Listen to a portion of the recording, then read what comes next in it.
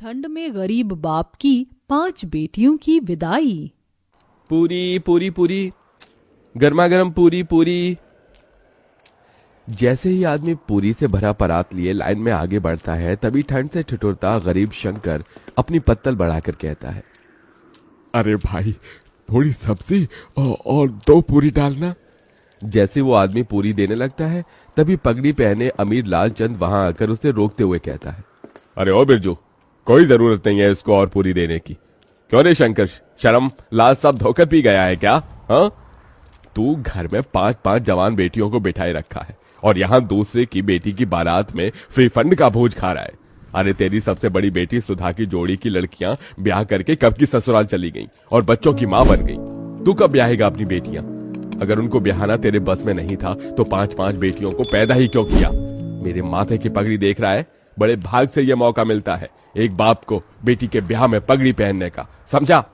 लालचंद जानबूझकर पूरे समाज के बीच एक ओर तो अपनी अमीरी का बखान, तो वहीं दूसरी तरफ शंकर की गरीबी की हंसी उड़ा रहा था, जिससे शंकर सबके बीच बहुत शर्मसार होता है और अपनी आंखें झुकाए वहां से घर लौट आता है, जहां एक टूटे फूटे माटी के घर में उसकी बूढ़ी पत्नी जानकी और 5 बेटी सुधा, गहना, कविता, चंदा, राधा उस ठंड में भी एक दिए और जूते के लेस बना रही थी। माँ, मेरा हाथ। तू ठीक तो है राधा? दिखा मुझे अपना हाथ। हे भगवान, तेरा तो हाथ जल गया। कहा था तुझे कि लेस का माल तू ना बना, तुझे दिए पर संभाल कर हाथ चलाना था। पहले ही अपने घर के दुख भरी परिस्थितियों को बाहर से ही देखकर शंकर अपनी आंखों से आंसू पोंछकर मुस्कुराते हुए अंदर आता है। अरे क्या कर रही हैं बाबा की 5 बेटियां? अरे बाबा, आप आ गए। हे भगवान, आप तो ठंड से कांप रही हैं। मैं आपके लिए आग जला देती हूँ। कितनी बार कहा है आपको कि एक स्वेटर अपने लिए खरीद लीजिए। बाहर कितनी ठंड गिर रही है और आपका बुढ़ापे का भी शरीर है। तभी दुखमन से शंकर ने कहा, चिंता मत कर मेरी लाडो, तुम 5 को ब्याहने से पहले नहीं मरूंगा। जब तक तुम 5 की विदाई नहीं हो जाती, मेरे प्राणों को भी कहाँ मुक्ति मिलेगी। एक बार तुम 5 की विदाई कर दूं, फिर चाहे मेरी मिट्टी उठ जाए। ये सुनकर गरीब शंकर की 5 बेटियों की आंखों आंसुओं से भर जाती हैं। भगवान के लिए फिर कभी अपने मुंह से ऐसी बात मत निकालना बाबूजी। आपके सिवा माँ और हम 5 का इस दुनिया में है ही कौन? तभी जानकी खाना परोसती है और शंकर अपने हाथों से अपनी 5 बेटियों को खिलाता है।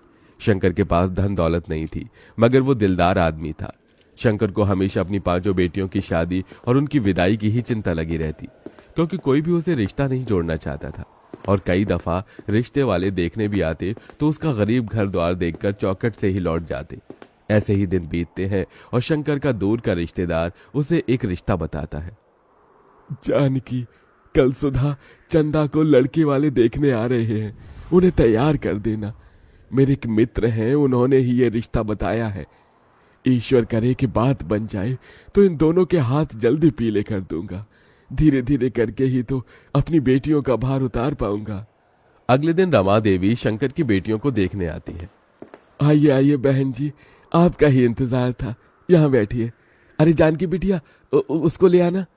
सुधा और चंदा एक बड़ी ही पुरानी सी बनारसी साड़ी में सादगी के साथ आती है और चाय नाश्ता परोसती है। तभी रमा देवी कहती है, देखो भाई साहब, बेटियां तो मुझे आपकी दोनों ही पसंद है, मगर दहेज भी लगेगा। मेरा एक बेटा बैंक में भले ही चपरासी है, मगर सरकारी है, और दूसरा बेटा सरकारी नौकरी की तैयारी कर रहा है। दोनों का ज्यादा नहीं तो 10 लाख दे दीजिए। दहेज की बड़ी रकम सुनकर गरीब शंकर चिंता में आ जाता है। माफ कीजिएगा बहन जी, मैं इतना तो नहीं दे पाऊंगा। एक बेटी होती तो जोड़ जाड़ कर कहीं से भी पैसे भी दे देता, मगर मेरी 2 बेटियों के बाद 3 बेटी और हैं ब्याहने को।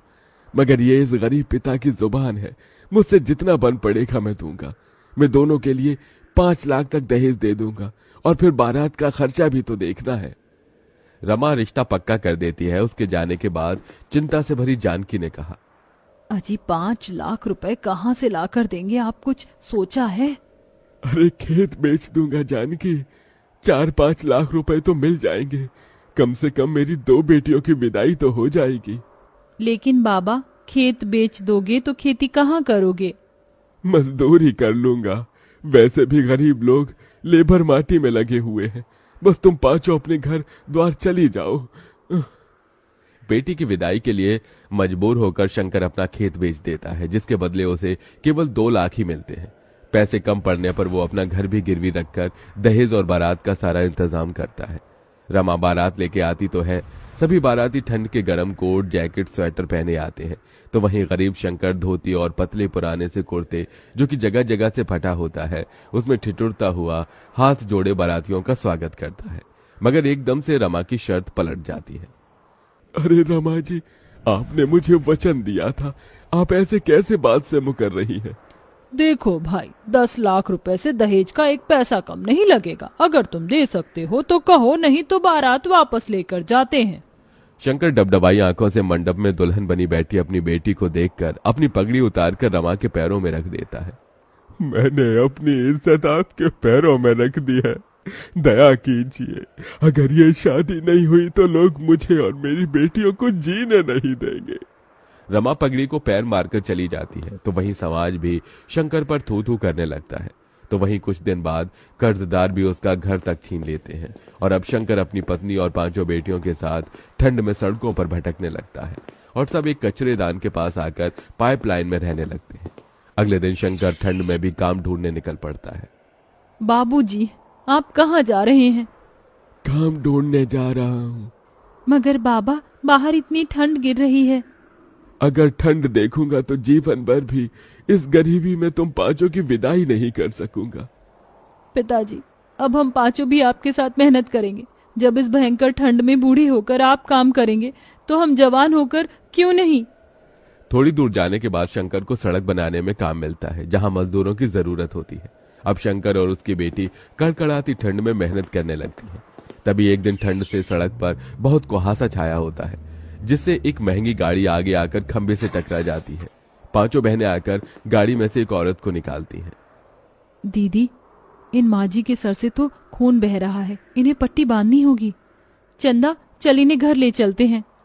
शंकर का परिवार अंजना की बहुत देखभाल करता है। वहीं बातों बातों में शंकर अपना दुख उससे बांटता है और फिर, भाई साहब, भगवान ने आपकी 5 बेटियों को मेरे बेटों के लिए ही बनाया है। मैं इन्हें अपने घर की बहू बनाना चाहती हूँ। ये सुनकर शंकर की आंखों से खुशी के आंसू छलक पड़े।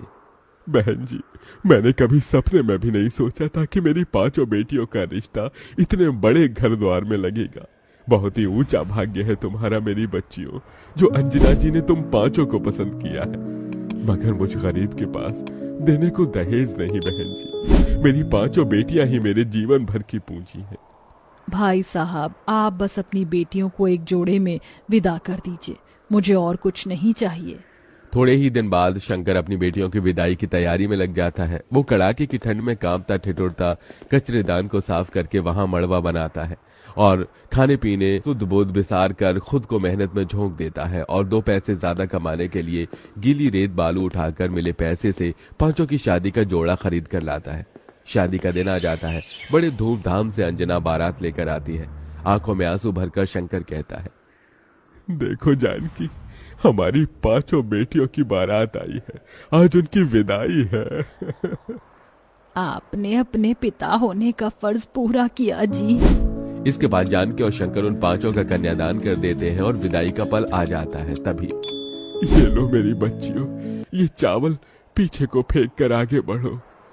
एक एक पैर बढ़ाती हुई 5 चावल पीछे जानकी की झोली में गिराती हैं और फिर अपने पिता के गले लगकर फूट फूट कर रोती हैं। बाबूजी, आपने हम 5 की विदाई के लिए बड़ा तप किया है। देखिए, आज हम विदा हो रही हैं। अपना ख्याल रखिएगा। तुम भी अपना ध्यान रखना मेरी बच्चियों, सदा खुश रहना। इसी के साथ गरीब शंकर अपनी 5 बेटियों को विदा कर देता है।